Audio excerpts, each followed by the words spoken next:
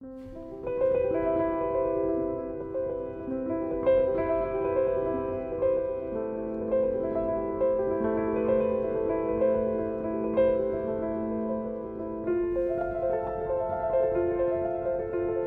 our students drop out of high school, they have basically no good options available to them. So the magnitude of this inflection point, the fork in the road, is huge. We like to think that it is too late when kids hit high school. Their adolescence, their life's trajectory is set. There's been a lot of focus on early childhood as being this really important window to be intervening with students. Adolescence is another time. And there's also a lot of evidence coming from neuroscience, which is telling us that the adolescent brain is another great window for changing their perceptions of the world and what is possible.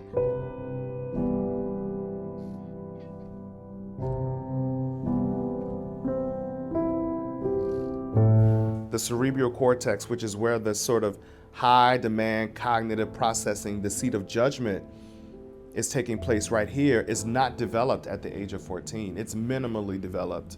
It's completely developmentally normal to not necessarily be able to control every impulse you have. And that doesn't mean you're a bad kid or that you're doomed. And if everybody sort of thinks of their job as being sort of a proxy cerebral cortex while your brain is still maturing in 9th grade, there's a lot of kids who probably in the past people gave up on who can go on and do great things. I think that there is a perception that exists that 14-year-olds should function like mini adults and know how to study, that they should know how to carry themselves, that they should know how to articulate what they need. And some students are very great at that already by the time they come to high school, and many need some support in that area. All of our freshmen here at North Grand take a freshman seminar class, but it's a regular class that they take every day. And the whole purpose of freshman seminar is to teach kids how to do high school. Good morning to you. Good morning to me. Good morning to everyone at North Grand. Be happy. My name is Brett Murphy. Mr. Murphy. Some people call me Murphy. Some people call me Murph. And for the last 12 years, I've been teaching freshmen because I love freshmen, I understand freshmen, and I get how hard high school is and how it's a tough transition, and I like to do whatever I can to make you all get through that and realize how well you can do.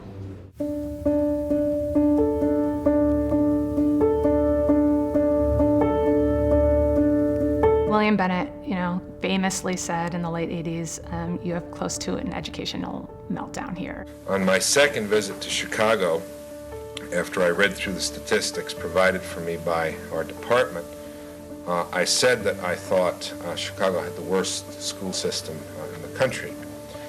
Why did I say that? The statistics that I was given said the following: 50% of their students do not graduate from high school. They do not make it through. Of the students who remain in school, 50% of them score in the bottom 1% in the United States in terms of their achievement levels. I said this is disaster. This is educational meltdown. It is the worst school system in the country. A spokesman from the mayor's office responded immediately and said, we're not the worst. Detroit is the worst. This is what Justice Holmes would have called what I would say being guilty of low aspirations. It was just a disaster. It is amazing to me that we don't understand the power of institutions in children's lives. I mean, we had kids literally spending entire days in the lunchroom and nobody doing anything about it. Overcrowded high schools, kids were taking, teachers don't have a homeroom, so they're just going all over the place, kids can't find them. It was just basically chaos. Around the time of Bill Bennett's comments in the late 80s,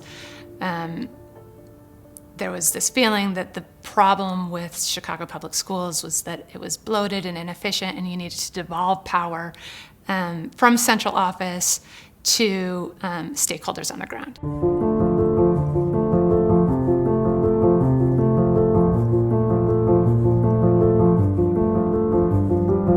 At the very beginning, the consortium was created to study Chicago school reform. A lot of people across the city, including people in Chicago public schools, felt that there needed to be an independent, objective, nonpartisan group of researchers studying the unfolding of school reforms. The partnership with the consortium was unique and was just extraordinarily beneficial. The consortium had a research capability and capacity that we didn't begin to have in the district. And I actually think it's good that it's not in the district, because you always want the third party, you want the honesty, you don't want the spin or the PR or whatever. Early on in my time at the consortium, there was the sense that it was vital to improve high school graduation rates. But there was also the sense that there was nothing that high schools could do.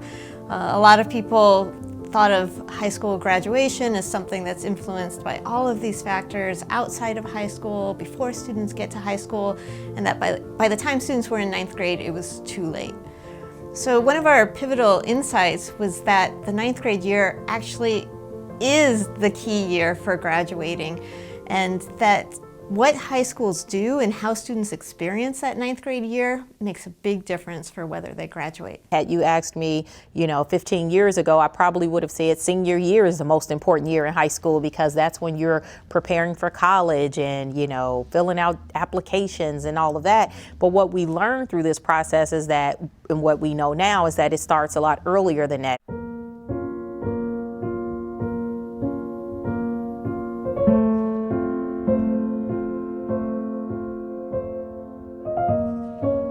A student is considered on track if they accumulate at least 5 full-year credits in the freshman year, and they fail no more than 1 semester of a core course. That's English, math, science, and social studies. We found that a student who's on track in the 9th grade year is about 4 times more likely to graduate high school than a student who's off track.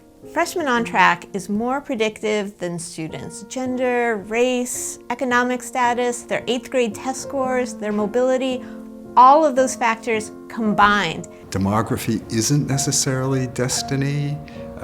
It's not just who you are and what you look like when you enter in high school, but your high school experiences have a lot to do with how well you do in high school. The data was so compelling, so clear, and for me it was just like, bam, this gives us a lever, a strategy to try and significantly improve outcomes for young people. So the district took a gamble with all of those resources and all of that energy to place in the freshman year, trusting the research that we would see gains in high school graduation. That takes courage, that takes focus, that takes time, that takes an alignment of resources to your values. And I think too often, sometimes districts want the quick fix and they want to see the data immediately. And this is one instance where we had to dare to keep trying and wait, and it worked. It worked, it paid off.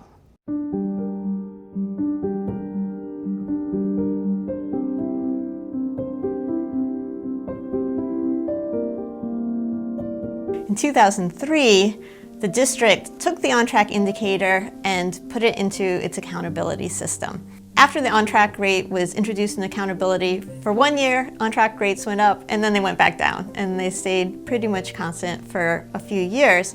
In the meantime, we realized high schools could use students' attendance and grades really early on in the year to figure out who needed more support. The next year, there was a slight bump up in on-track rates, but the district then took that information and they came up with a whole series of supports. So we give these watch list spreadsheets to the high school teams and then continue to refresh them as the 9th graders go through the year to really track, where are we? And we developed a kind of summary report that said, if your freshman on track measure were to be locked in today, it would be this.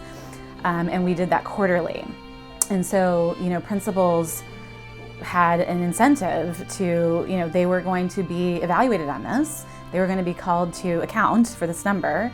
And so they were watching it really closely. At the same time, also, the Network for College Success was formed again to help schools use data around student performance in the 9th grade. And then that year, on-track rates went up quite a bit more. And then the next year, even more. And they kept going up and up and up after that. So people thought with the on-track work that, okay, well, you're going to have more kids on track, but like your test scores are going to go down because now you're going to have all these low-performing kids who, you know, made it because you're supporting them. And the opposite happened. So there was better achievement, actually, while you had more kids on track. From an equity and academic outcome perspective, this is what I know for sure about freshmen on track. Not to sound like Oprah, but I know for sure that there are kids who would not have finished high school, who would have very different life outcomes without the on-track work.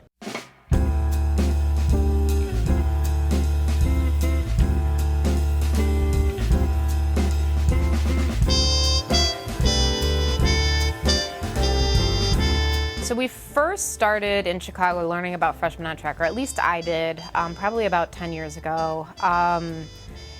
There were various reports that came out of the consortium, out of the University of Chicago, which talked about freshman year being super critical for student success, not only in high school, but also in college. We offer a ton of supports to our freshmen, starting before they actually even become freshmen. Over the summer, what we do is an intense sort of reinvention of orientation. So rather than a traditional one-day orientation where kids might get their schedule and get a tour of the school, etc., we do a several-week-long orientation where students get support in math and literacy. They take courses taught by counselors about post-secondary awareness, and they engage in activities around identity and social-emotional learning. So right now we're going to look at a study done by the University of Chicago that actually studied freshman students.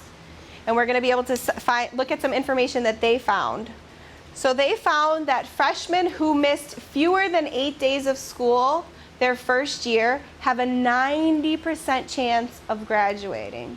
So if you're missing fewer than 8 days of school, that's like almost automatic, 90% chance that you're going to be able to graduate. That's huge. It goes to show you how important it is to be here. Freshmen who earn a B average or better have a 95% chance of graduating from high school. So if you're earning a B average and you have a 95% chance of graduating from high school. None of this stuff was rocket science. It's really thinking about sort of that summer bridge between 8th and 9th grade, and how do we help more students come into the high school and start to, get exposed to, how do you study, and how do you just transition through the hallway, and how do you find your classes, and how do you have an adult who's going to help take care of you. School's not easy. When you come in as freshmen, most of us are nervous, scared, and we need a safe place to be able to get used to this.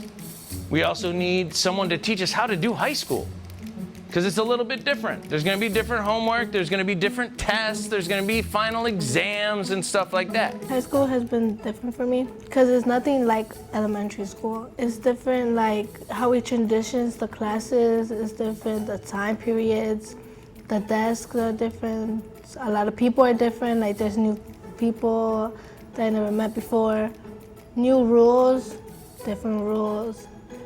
It's just like a new lifestyle for me. Number one, I can help you with homework. I can help you with learning how to check your grades and use your email and all that stuff. We also are going to write in journals in here and talk about real stuff, like the stuff that matters, what goes on in our life. I like to think of my classroom as a big family. We go over missing assignments, we go over life lessons, we go over skills that we can use for a job application, and etc. He shows us that he cares because of how he treats us and shows us respect. So I've been teaching for quite a while, and I was here before Freshmen on Track was a thing. When that research was brought to us, we were very interested in it. Our graduation rate was relatively low compared to what it is now, and we really liked the idea that there's something that we could do to improve graduation rate. Before that, there was a lot of talk from some of the teachers and some of the administrators, previous administrators who aren't here anymore, about, well, some kids just, they're not cut out for school. So we just expect some kids to drop out, and that's okay. They used to call them knuckleheads, like it was ridiculous, right? That's just not part of our school culture anymore. And I think Freshmen on Track is a big part of that. I definitely think that really thinking about the research that had been done around freshmen in high school graduation outcomes and post-secondary outcomes kind of drove us as educators to be more focused on collaborating and being self-reflective on our work, really turning inward and looking at ourselves as educators and how are we perceiving our students? Do we have any subconscious beliefs that maybe can impact how we support our students? So 7 years ago here at North Grand, our freshman on-track rate was 76%. That was before we started looking at the research and engaging in the work. The following year, we were able to raise it to 90%, and then since then, it's been above 90% consistently. In CPS, we grant our principals a high degree of autonomy, and our performance policy clearly states that freshmen on track matters. Individuals know that while they have a degree of autonomy to hit that goal, that eventually they have to meet the goal that we have as a district. Schools did different things. In some schools, they had on-track coaches. Some schools had tutoring programs. Some schools had buddy systems. Some schools had mentoring. So there was a lot of freedom in what the school did to help kids, to intervene. And I think that's part of the story that's really important. I could see another district saying, okay, everybody, we're gonna implement this program. And this wasn't the case. This was kind of data-driven, it was research-driven, but the solutions were chosen at the local site by the people who knew their kids best.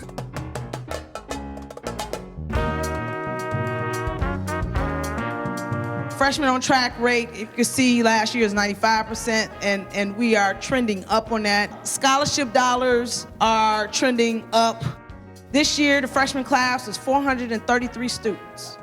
The first thing that we did this year was we hired a new freshman counselor. So her role is specifically to work with ninth grade students and parents. And she has been amazing. The second strategy was employing an intervention strategy person.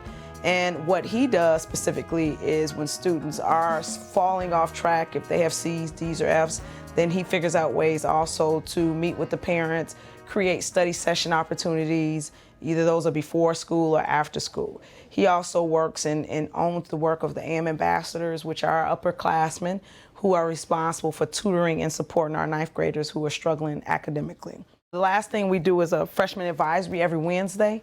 Other students in the school have what's called independent labs, so they can, once a week during advisory on Wednesdays, they have an opportunity to go study or do college applications or whatever they need to work on for those 40 minutes. Okay, guys. Today, I'm gonna hand you out your missing work report. So like we do every week, I give you a copy on the first day of the week, letting you know things that you need to work on that have been marked missing in the grade book. So this is for Clarence. This is for Ben, Nasir, and congratulations, Javion has everything turned in on time so he doesn't get a paper. It's so important. Doesn't it make you feel good, Javion, to not have that additional stress? You just stress off my shoulder. It's stress off of your shoulder. So like when you're in class, you want to make sure you're absent from class or something comes up where you're missing the work. You always want to make sure that you're talking to your teacher that very next day to find out what you missed. I know you have 7 teachers now. You're adjusting from that transition from elementary school where you may have had 1 or 2 teachers to having 7 teachers. So the key to being successful is making sure that whatever you're using, your binders, your notebooks, that everything stays organized. Because remember, what did I tell you about your GPA your freshman year? It's like the easiest to change. Yeah, so you're starting off at ground zero. So if you have a really high GPA your freshman year, that kind of sets the trajectory for the rest of your high school experience. So it is so important that you make your freshman year your year where you work your hardest to get B's or better in all of your classes. Ms. Taylor meets with a small group of students every day, and these are the kids that the data informed us early on that they may struggle in high school. So she's looking at the portals every day to check grades. She knows the assignments, she knows the tasks. She knows when exams are, she knows when quizzes are. And they're making plans to support students, and those who fall short, she's there to kind of catch. Me and Mr. Roberts, we want to work and support you. So if there's anything that you need from us, please make sure that you're communicating. Our freshman seminar class is very personal. We have 3 periods throughout the day, and that time is basically focused on teaching the students executive functions. We teach the students how to study, how to write down their work, how to plan their week or how they want to do certain things. And I think that's very helpful when we look at the greater scheme of things for the freshman class. The bell's getting ready to ring shortly. So remember, like I tell you guys every day, you must write your homework down daily and you must stay organized. Why do you think that I want you to write down your homework as soon as you get in the room? What can happen? Because you can forget later. You can forget later. You can forget later. If you're struggling with something, don't suffer in silence. There's so many people in the building who are here and willing to help you to make sure that you have the support that you need in order to be successful. She'll give us a sheet that holds all of our homework that we've been missing, and she goes through, we write all our classes down, all the missed work for our classes. And then over the week we set goals to see how we're going to get that work done. Once I get to know a student and we can have like a one-on-one conversation, you can tell the student's approach. So once I identify the type of student they are and what they need, and if I can't figure it out on my own, we have a whole Freshmen on Track team who's always willing to help me out. Me, Mr. Morrison, and Ms. Taylor, we may talk 3 or 4 times in a meeting setting throughout the week. Our assistant principal, Mr. Morrison, has done a really good job at pulling together the freshman team as it relates to the freshman team teachers. And he's been working with the Network for College Success. They look at the data, they come up with a plan and strategies to work with each student. The Network for College Success helps principals to think about the research, think about the implications for their practice, put together the data that they would need to understand what's happening at their school level, and to create the conditions for success. So we think of ourselves as capacity builders. Here were these principals that had vision, but literally were not working together. Somehow, when they got together and they started talking to each other, they just decided they were going to form a network. The Network for College Success was not my idea, it was their idea. I was just trying to respond to see if I could get people together in a room and see what they thought.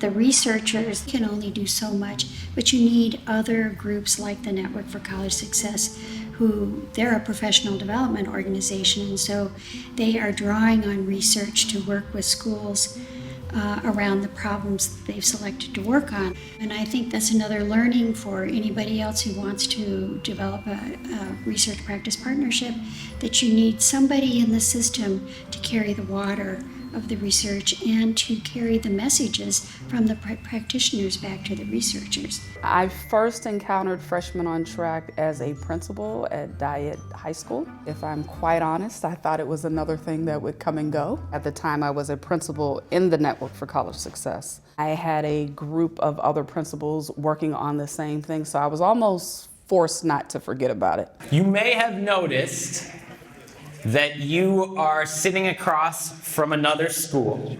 We're gonna do data a little differently today. Instead of giving you your data and asking you to analyze it, start thinking about next steps, we're gonna give your data to a different school. And we're gonna give that school's data to you. And we're gonna ask you to start by analyzing your partner school's data. We're going to take about 10 minutes to explore your partner school's data, and in 10 minutes we'll come back and then we'll do a pair share, okay? In our performance management sessions that we lead in collaboration with Chicago Public Schools, we display everyone's data. And one might think that principals would be very protective of that. Is it scary to look at other schools' data? No, I think it's really helpful to see where my school sort of falls in terms of data in comparison to other schools. I'm super competitive personally. As a principal, when I look at my data compared to other schools, of course I want my kids to be doing the best and to be doing even better, but I have to look at it within my own context. And that's something that NCS also helps us to do, making specific targeted goals based on where your data is and where you want to go. If you want to win, you obviously want to see, what other schools are doing, and then if they're doing something, it looks like they're having a little more success, then that gives us an opportunity to have an exchange about what they're doing that maybe we're not doing. So I think it's a good thing to collaborate, because at the end of the day, we're all in it for the same reason, and that's to really educate students. I work with seniors, but I also work with freshmen. So, one group helps inform the other. Something we've also worked on this year is for our grade level meetings, creating a better kid talk protocol so that it takes the focus from, in discussing a particular student from, oh my God, this kid is driving me nuts, to here's what's going on in my classroom, here is the issue with here's what I see going on with this student, here's what I'm wondering. And it's a far more productive way of developing interventions, solutions, next steps. It's taken us about a year to really work this out, get people to buy into it. Still a little bit of a struggle because there are people who still kind of naturally want to just vent. And you need time to vent, but venting is not productive. I think one of the things you observe when this work goes from just starting to be present in a school to being embedded in the school practice is that you see the conversation about students that happens between teachers change from something like that student just won't or those students don't do to here's what I'm doing to make sure that they're successful. And that's really a change in the definition of what a school is and a job and a different job description for a teacher. So instead of being a judge, they're being a facilitator of success. There aren't that many things that change the way educators relate to students. And I always compare a lot of other reforms to diets, and Freshmen on Track to like a lifestyle change. It's like you can go low carb for like a couple of days or whatever, and will you really stick with it? But when you're doing Freshmen on Track right, you've changed how you thought about what your job is. If we have, some way that we can have one-on-one discussions with undivided attention to just kind of, ask the kids a couple questions and try to figure out what's going on. I mean, we already do have a lot of discussions, but if we could have something where we really can focus without interruption or without having to, keep an ear out for the rest of the room, maybe that might help give us some more insight and help us devise some more solutions. Support doesn't mean top down, we tell you kids what to do, but inviting student voices into the conversation because their stories are very important. What do we really know about the student? What do you know about their strengths? What do we know their challenges? What do we know about their family? How do we encompass all of the different things that we know about the student so we can fully support them? The fundamental change in practice that the Network for College Success supported and that lots of schools were trying and finding success with was to organize your ninth grade teachers in a grade level team. Traditionally, the way that high schools are structured by academic department doesn't necessarily give you that space to talk across departments by grade level about students. And so if you can get that freshman success team together that shares a group of kids that can take collective responsibility for ninth grade course failure, not just who's failing or passing my class, then you've got a framework for thinking from the student's perspective and from sort of a case management perspective about what do we need to try to get all these students on track. We met with all the students that were failing one course or more, and then we haven't met with some students that are Ds or at risk, but Derek has organized a boot camp with Ms. Taylor. Once they got going, it was like, okay, we see the potential in the students. We just gotta kind of separate them from their friends. Everybody want to goof off and laugh. So I figured putting them in the library would kind of set the tone. Like if a student comes to me and says, can I revise this essay for a better grade? I'm not gonna say no. I want you to be a better writer. I want you to take my feedback and make it better. So if you want to take the time to do that, of course. But I think that puts the onus on like students that are self-advocates and students that are defeated and like giving up already. They're seeing that confusion or that the fuzzy area as, well, she's not gonna accept it anyway. Can we be notified like when all the major homework assignments are due? Papers or tests and quizzes, just so we can give that extra push and we can be the remind face to face, like, hey, you got a test or you have this paper due. So when they sit and say, I have no work to do, you have a test or a paper that you can be getting ready for. So we talked about a homework boot camp downstairs in the Blitz meeting, so we went ahead and put that together. So today is our third week of homework boot camp. So basically what it is that we saw a trend of, after the third quarter slump, we saw the trend that there was a lot of the homework that wasn't getting done. You on my list too, man. I know. Yeah. I don't know, this quarter, everything was good until... No, you just tired of doing work because it's the fourth quarter and it's getting hot outside. You trying to go out.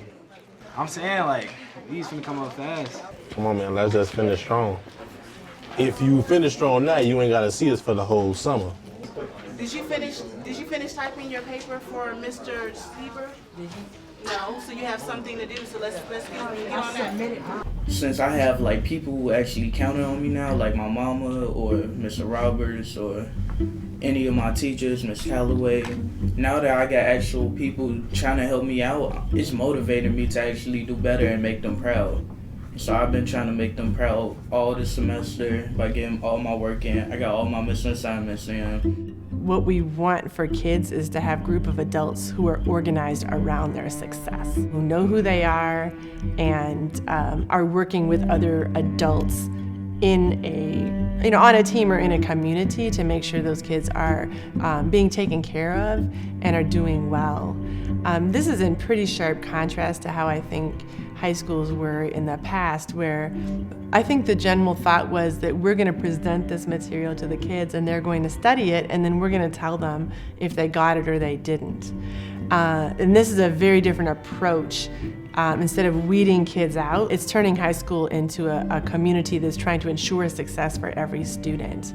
So many students are lost on the assembly line of education because they're not moving quick enough. And ninth grade on track says, no, let's pause for a minute. Let's deeply understand what are the needs of our young people.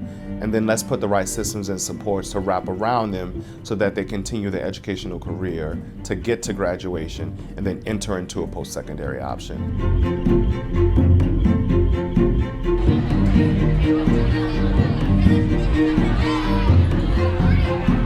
So right now I'm logging into Aspen so I can check my grades and see what's my total GPA. I'm doing pretty good. I feel like I'm doing pretty good. I have a C in art. It should go up to a B soon because I'm almost done with my glazing stuff. I have a B with Mr. Murphy. I have a B in biology. I have an A in English, and I have a C in Mr. Alvarado's class in World Studies. In the beginning of the year, when I was in my regular classes, I wouldn't understand the stuff as much as I understand the stuff now, and I wouldn't focus because there was a lot of students in there, so sometimes I would just quit and shut down. But now, I'm gonna sit by myself, hopefully, and I could just work by myself. Because if I stay with someone, I'm gonna get distracted easily. Melanie is a very bright and I'm gonna say she has a bubbly personality. She's changed this year in that I've really seen her grow and want to better herself, better her grades. In my class specifically, she realized, you know what, maybe I'm sitting with too many of my friends and I need to move and I need to stay focused. She's done that on her own. She has come in during her own lunchtime to make up work and to ask clarifying questions so she's not distracted by others, and that's helped her.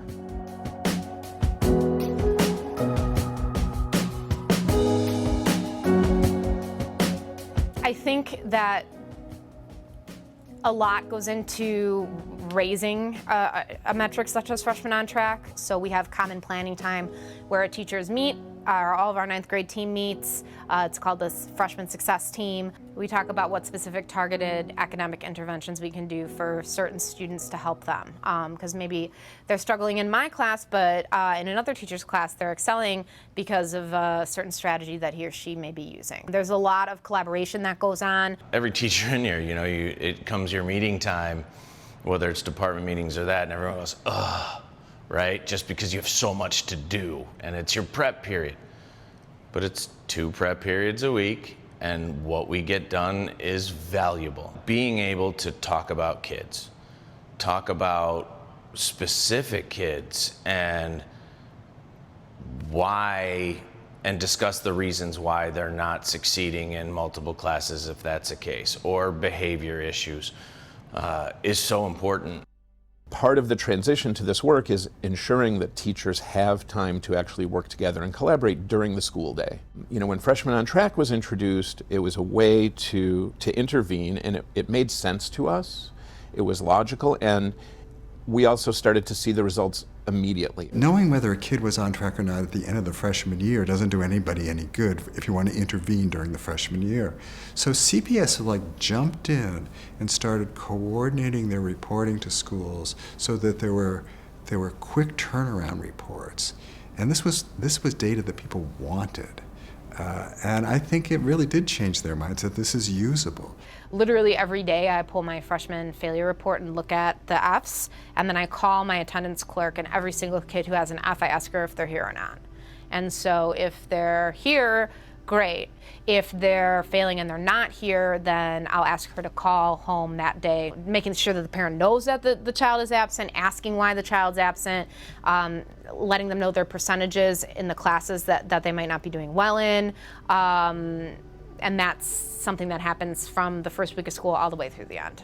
The use of data has been also very critical in just kind of the growth that we've seen over the years as a school and how we're looking at our students and providing supports for them. We are shooting to be very equitable and providing access to all of our students. We look at data and we see, wow, there's actually some real gaps that are significant. We see gaps in GPAs with our boys versus our girls, and what does that mean about what we're doing and how we're doing it? Before we used to say 20 kids are flunking geometry, let's do a geometry after school program. What we do now is realize that one kid's flunking geometry because his mother can't get him to the bus in the morning. It's a huge fight. He's always late for school. Geometry summer school is not going to help with that. Next kid is doing it for a different reason. What fundamentally had to change was the people in the building had to start acting differently towards kids.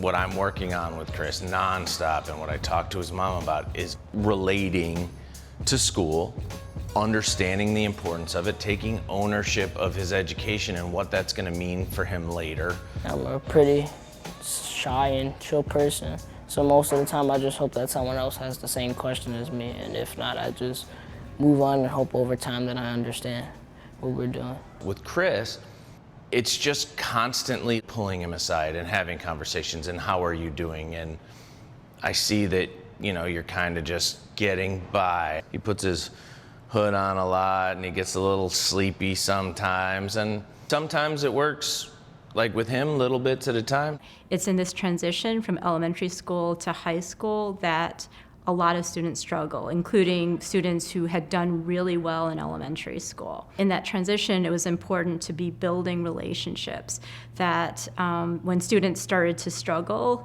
it's important that teachers noticed it and said something by saying, hey, I noticed that you didn't come to class last week, or you haven't turned in the assignment that was due on Tuesday, are the sorts of things that students notice. They realize that somebody is paying attention to them, and that can really change how they feel about the school.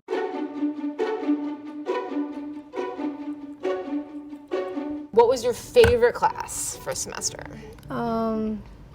Freshman seminar with Mr. Murphy. Freshman seminar with Mr. Murphy. Tell me about that. Why do you like that class so much? Because we would talk about mental disorders, and we would talk about feelings and trying to write all our feelings in a notebook. So he would only read them, and It's just like a way to like get your feelings out and not tell anybody. Like if you don't want to tell nobody about your deepest secrets, you could just write it in a notebook. What was your hardest class for you? Algebra and art. Algebra and art. Algebra was hard for me too. I was the kid who every day after school, when I was a freshman, I went to tutoring to get extra help because I needed to hear it a couple times. So, well, you can do it. You got to keep working hard. Talk to your teachers if you feel like you're getting behind. Turn in everything. Yeah. You'll be able to do it. So Melanie right now in algebra is not passing. There were a couple weeks where she was putting her head down in class and really refusing to do any work. There was one incident where she totally refused to do anything, and so I actually sent her out of the room to the dean. And then that was kind of the moment where I was kind of like, okay, maybe we need to approach this from a different place because whatever we're trying isn't working. Let's look for things you're missing. So what's the first thing you see you're missing? Brain warmers, week 37. This one, right? This is what we can do. I can gather some of these things and we can work on some of them together.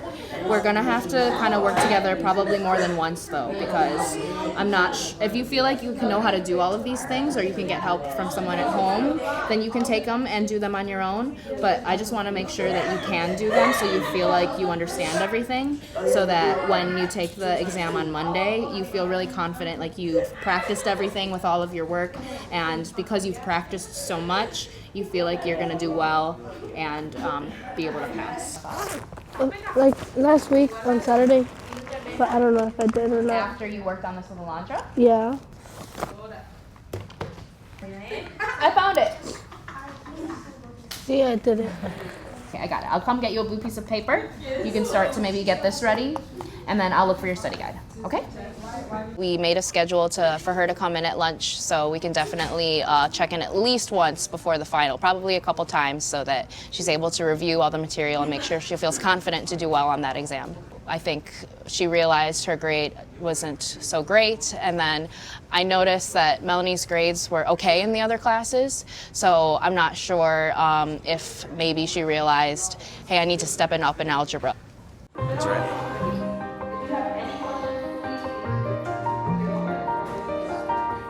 You've done so well, right? And I'm so proud of you for that. But all of a sudden, like, I've noticed a lack of focus, and all of a sudden your grade in algebra dropped super fast. Why do you think that happened? I don't know. I think I gave up. I mean, what? And that happens, and it's okay, right? We can go through little periods, but what do you think, like, caused you to decide to give up? What do you mean? I mean, why did you give up? So many things have been happening. Yeah, stuff at home? No, just stuff at school. Social stuff? Yeah. Drama stuff? Yeah. And you've been letting that affect. So who do you go talk to when there's drama and other stuff messing up? My counselor or you? Me, right? So you have to make sure that you do that, all right? I have to hurry up to go home. Or like, cause I gotta go cook for the kids, or I gotta go home and go do laundry, or like, gotta go home, clean the room. I gotta take all the kids a shower and stuff, and it just bugs me a lot. When that test comes, I know I'm gonna cry. I am gonna cry when that test comes, cause in 8th grade and 7th grade, I wouldn't pay attention in class. I would always ditch, just hang out outside in the hallways. And now, they're not gonna let you do that here in high school. I think things are going a little downhill personally for me, just because I was so used to everything being a little too easy that I started to slack off and my grades dipped a little, but I'm getting them back up now. Okay, so today we're gonna be working on our final project. Project number 1 is who's to blame for the deaths of Romeo and Juliet. It's an argumentative essay. It's an opinion. You have to defend your opinion using evidence from the text. So, I think you're a good test taker. So I think you're gonna be fine on the final exam. But I really need you to make sure that you do that paper and do it well. Otherwise, your grade could slip to a D. Now another thing is, how would you feel about getting a B? Have you thought about doing a second project? You're here every day. You work relatively hard. And I think you know your stuff. Do you think you know your stuff? Okay. It's a lot about building relationships, and I think you often have to convince students that it does matter and that it matters for them. And talking to their parents usually helps with that. Christopher's mom cares a lot about how he does in school. So I encouraged him last week, they're doing a final project for Romeo and Juliet. I encouraged him to do 2 of them. Okay. They have a choice of 5 projects. Okay. He's choosing to do the paper. Okay. Where he's arguing that Friar Lawrence, the guy who married Romeo and Juliet, is actually to blame for their deaths. Okay. He's doing a nice job with it. He should finish it any day now. It's a 77 now, we're in the C+ territory. Why not put a little extra effort in toward the end with the extra and get the B? Okay. She was just telling me that they have a final coming up and a paper coming up, but she wants him to do something extra to get his C up to a B, so we're gonna work on that this weekend. She could have just said, you know, he's fine, he'll get a C. No, you do this one more assignment, I'll give you a B. She wants them to succeed. She wants them to get more. She doesn't want them to settle. Now what you got? Algebra. Let me see. What you doing? How many times does 4 go into 16? No. How many times is 4 going into 16? 4. Okay then, so 1/4 of 16 is what? 4? Okay then. You sure that's right? So what you doing? What's the assignment though? Think about something that you passionate about. You want to play football? Write about football. What you can do is write it down, read it, save it to your phone, and listen to it as a song. You don't like doing homework? No, it's the way you say stuff. Look. We here to help you. I'm not gonna stop until we help you. Tomorrow when you come in, hitting the ground running. So we're not gonna sit back here and just let you fail. I don't believe it's too late, and I don't believe in throwing in the towel. And I believe that if students come to us, and some students do come to us who academically really have some deficiencies and some gaps, then it's my job is to figure out how to help them. That's my job. So it would be kind of like, you know, going to the doctor and telling the doctor, well, you know, I'm sick. And the doctor says, oh, well, you know, it's really far. It's nothing I can do. So I don't believe in it's too late. I just believe in keep trying. That's what I believe. I think the most dangerous myth that we have in education is that failing a student teaches that student an important lesson. And we know from our research here that when a student fails, they start to internalize negative stereotypes, negative narratives about themselves, that they don't oftentimes learn important lessons, that failure begets failure. When we fail students at the 9th grade, when they're in this new community, we send very clear messages to the students that are counterproductive. The kids are not hearing, oh, I better work harder. They're hearing, I don't belong here.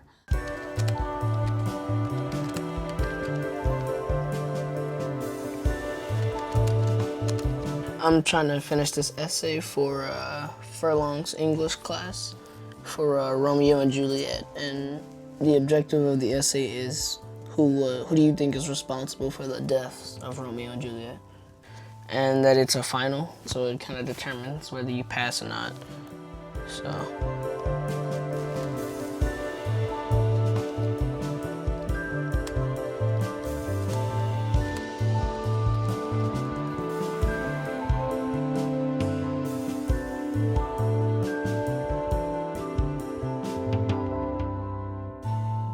Heading to Algebra to take my final. I'm scared.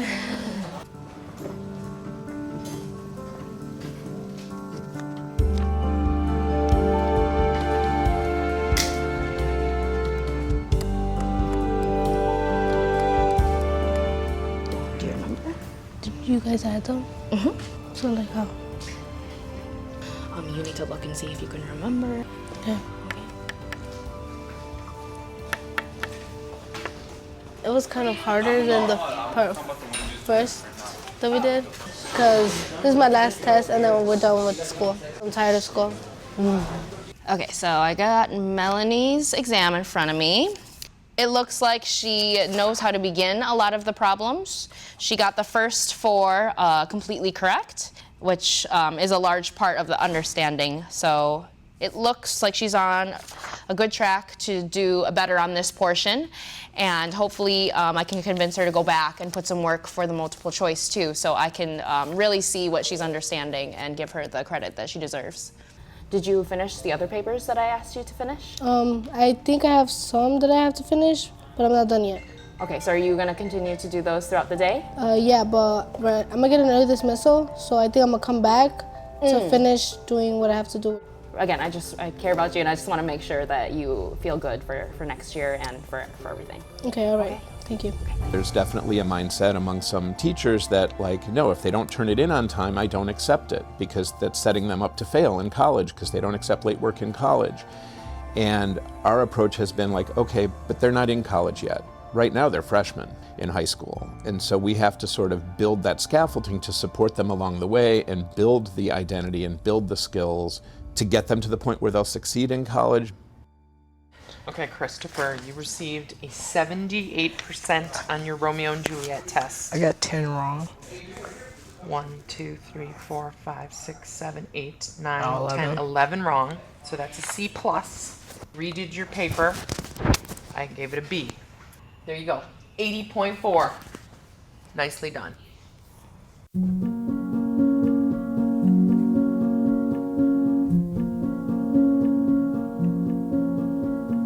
When I first started working at the consortium, students were about as likely to not graduate in 4 years as they were to graduate. Now students are more than 3 times as likely to graduate than to not graduate. And they're graduating with higher achievement than ever before, taking more rigorous classes with higher test scores, and those graduates are more likely to go to college. I think the numbers that were true here in Chicago would be maybe with some tiny variation true everywhere. So the lessons are behind the numbers and the lessons behind the strategies. There's nothing unique about Chicago kids or Chicago high schools or that middle, elementary to high school transition. I think the Freshmen on Track story is so important because it's important not just as a dropout prevention strategy, but as a story about how reforms can work. When you're trying to catalyze real change, you need to assume that you don't already know what the answer is in every context. And then you need to give people the tools and support they need to do the work that they're going to do. I think it's really changed a lot about what people think is possible. That something that was seen as insurmountable and complicated as high school dropout was actually something that could be solved within a high school. The most gratifying part is that 15 years later, Freshmen on Track is at an entirely different level. What was sort of a new language is now, it's just part of the vocabulary now. And I think it's impacted, obviously not just the Chicago public schools, but districts across the nation are thinking about this differently. So this nexus of policy and practice, I think, is so crucial. And so often those two worlds don't meet, and that's to, I think, the real detriment of education and impacting kids' lives. I think this is a great example of where policy and research and data and practice intertwined and meshed in a really powerful way, and in a way that 15 years later, you guys want to tell the story. We're really proud of the success and the progress that we've made in Chicago public schools. While we're proud of that, we're still pushing to make sure that there is equity across the district. I personally won't be satisfied until every single student in CPS, no matter their zip code or the school that they attend, that they have access to a high quality education. What we have to think about is how do we look at every student group or every group of students who are entering into the building as a different set of young people who need our support.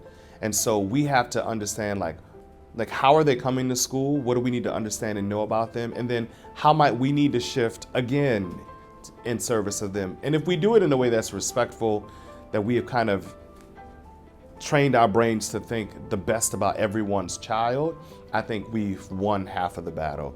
No matter how low they come in, no matter what gaps they may have, you still got to make them believe that you believe in them, because kids will work hard for people who care. And that's the truth. And the minute you stop caring, they know. That's it.